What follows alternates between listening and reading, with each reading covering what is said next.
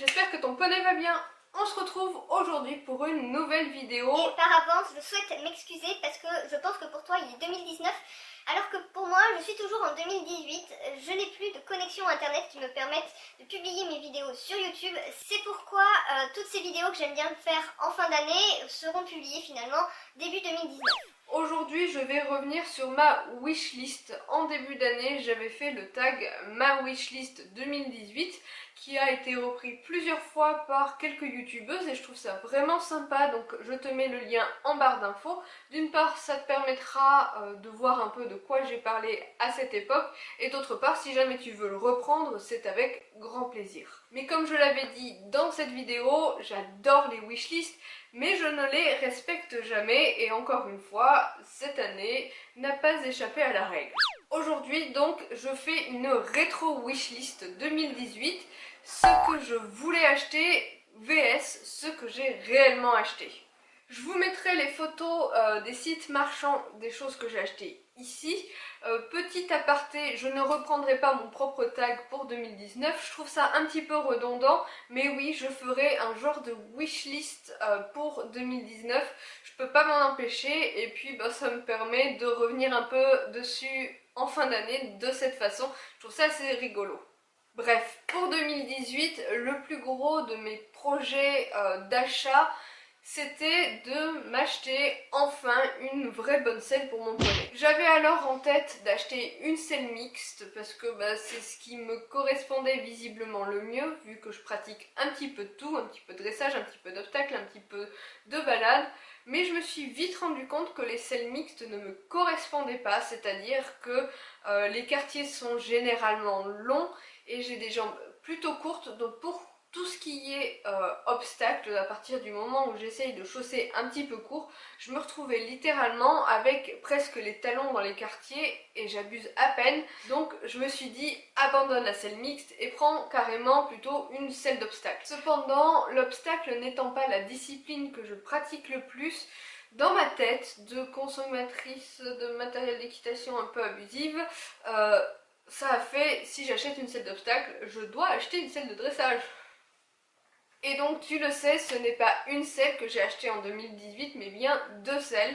Et tandis que je ne voulais absolument pas de synthétique, j'ai quand même acheté une Wintec de dressage, donc 100% synthétique. Comme j'ai été un peu tatillonne jusqu'au bout, je la voulais absolument marron, ce qui m'a valu de patienter un bon moment. Et un jour, sur eBay Angleterre, je suis tombée sur le modèle de celle que je voulais en marron.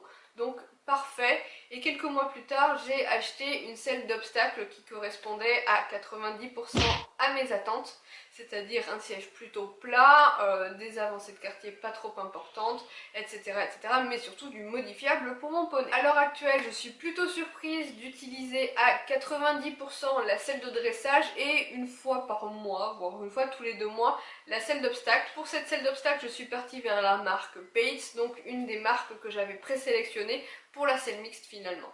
Et comment te dire que du coup le budget a été largement réévalué, même si je les ai achetés d'occasion, j'en ai eu pour à peu près 1300 €, ouais, un poil plus peut-être, en achetant ces deux selles. Mais bon, il a fallu les rééquiper l'une et l'autre, c'est-à-dire qu'il m'a fallu m'acheter des étrivières de dressage et une sangle de dressage pour la selle de dressage, mais aussi une autre sangle pour la selle d'obstacle et une autre paire d'étrivières également, ainsi que des étriers. Bref, c'était bel et bien des choses qui étaient dans ma wishlist, donc j'y reviendrai un petit peu plus tard dans cette vidéo. D'ailleurs, venons-en-y, bref, parlons-en tout de suite. En commençant par les étriers. Dans ma fameuse wishlist, j'avais une paire d'étriers Flexon qui aurait été finalement tout bonnement parfaite sur une selle mixte. Mais ne nous mentons pas, c'est hors de prix. En septembre, il m'est arrivé un petit souci d'étrier, c'est-à-dire que dans mes étriers feeling que j'ai encore sur ma selle d'obstacle à l'heure actuelle, à la réception d'un tout petit obstacle, j'ai ma cheville qui a un peu qui est parti un peu en vrille et du coup ça m'a valu une entorse. À ce moment-là, j'étais très contente d'avoir quelques semaines plus tôt, d'avoir commandé une paire d'étriers à la place des Flexon et nous sommes donc dans la catégorie D. À la place de ça, j'ai pris ça pour beaucoup moins cher. J'ai donc pris des étriers Compositi Reflex. J'ai pas besoin de les présenter, j'ai pas besoin d'en parler pendant 3 heures, j'en suis très satisfaite et lorsque je me suis remis en selle, ces étriers ont été un véritable bonheur parce que je tiens plutôt bien dedans, ils sont stables. Je trouve que la semelle manque un petit peu de grippe, mais étonnamment ils ont un amorti plutôt satisfaisant, surtout après cette petite entorse, ça a été un vrai régal. Ça faisait aussi partie de ma wishlist, c'était une sangle, je voulais une sangle adaptée à mon poney et j'avais notamment repéré la ProLite, c'est-à-dire une sangle anatomique qui empêche surtout les selles d'avancer. À la place, donc j'ai dû acheter 2 sangles et j'ai acheté ces 2 sangles de la même marque sur le même type de découpe que la ProLite mais pour beaucoup moins cher. Je suis donc effectivement partie vers des sangles collégiette, je sais pas trop comment on dit, qui m'ont coûté entre 40 et 50 € l'une. Ça fait quand même déjà un beau budget, mais au moins je ne me suis pas ruinée en achetant ces 2 sangles. Avec un petit peu de recul, j'en suis plutôt satisfaite. C'est vrai qu'il manque un petit peu l'aspect narrow, donc étroit au niveau du passage de sangle entre les 2 antérieurs des lions, mais il n'a pas l'air gêné plus que ça, il ne blesse pas, elles sont faciles d'entretien, elles sont très souples, donc je suis 100% satisfaite de ces sangles qui sont d'un premier abord un peu cheap, mais à l'utilisation elles sont vraiment, enfin elles remplissent vraiment bien leur rôle quoi. Enfin j'avais très envie de tester la paire de rennes In Horse We Trust et un jour j'ai eu l'occasion de les voir, je crois que c'était au salon de Bordeaux. J'ai eu l'occasion donc de les voir, de les toucher et elles ne m'ont pas finalement emballé tant que ça. Certes la matière était assez intéressante, je trouve le système des petits repères à prendre en main assez bien conçu.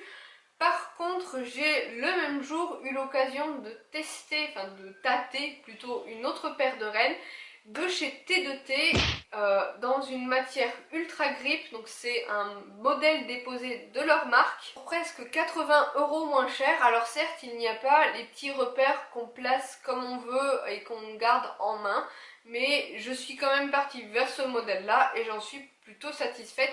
Je trouve que cette matière ultra grip c'est juste une tuerie, elle ne glisse pas en main, elle ne colle pas et c'est ce que je reprochais un petit peu au In Horse We Trust que j'avais vu. Elles sont hyper souples, bref, je suis conquise.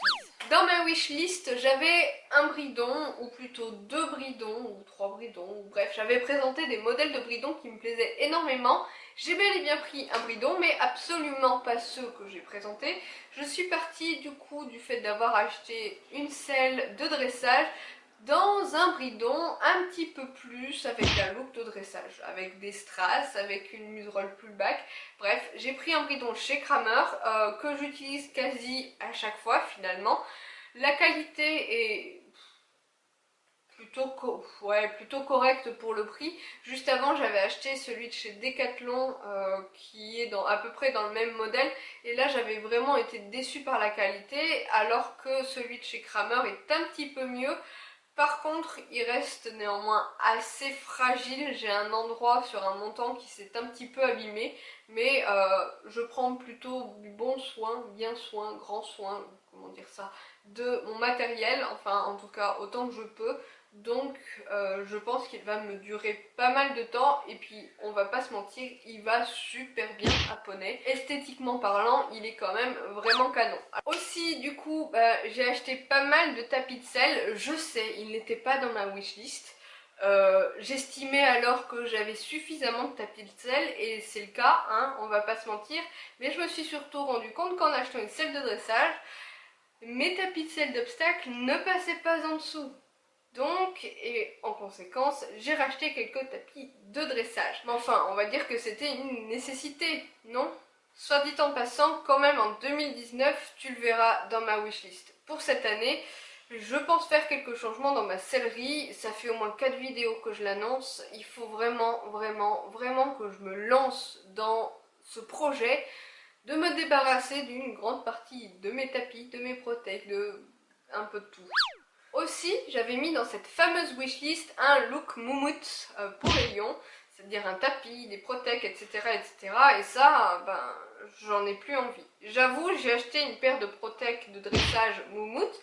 Ça, c'est très à la mode et c'est plutôt pratique parce que ça m'oblige pas à acheter les bandes de polo qui vont avec tous les tapis que je vais acheter. Mais cependant, bon, j'aime bien toujours les bandes de polo, hein, mais cependant, le tapis moumoute, non, plus envie. Je n'ai pas non plus acheté le collier de chasse Dion qui me faisait tant envie, non pas parce que je ne le voulais plus, contrairement à l'ensemble moumoute, mais parce que j'en possède déjà un, comme je l'avais dit dans ma précédente vidéo, dont la couleur ne me correspond pas trop, puisque c'est une espèce de London qui ne va à l'heure actuelle ni avec ma selle ni avec mes bridons.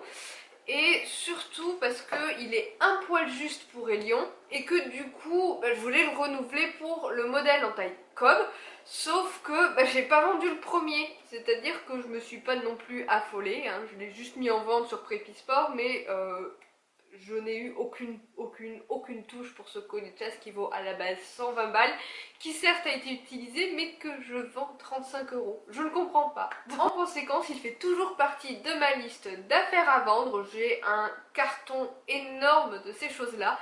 Faudrait vraiment que je me penche dessus.